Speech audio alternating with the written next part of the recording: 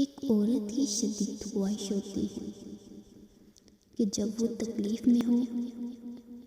तब मर्द उसके बिना कहे उसकी तकलीफ को समझकर उसे सीने से लगाए, प्यार से पूछे और अगर वो रो दे तो अपनी बाजुओं के हसार में उसे जी भर के रो लेने दे। जब उसका दिल हल्का हो जाए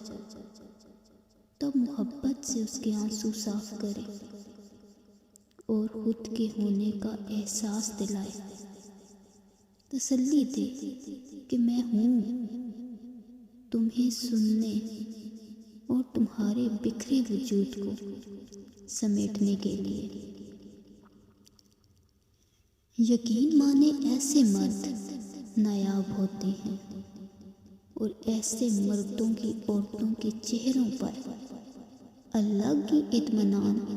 और खुशी झलकती हुई दिखती है, क्योंकि इनके अंदर कोई गम इन्हें खाता नहीं है। फिर चाहे 1000 मुश्किलें आए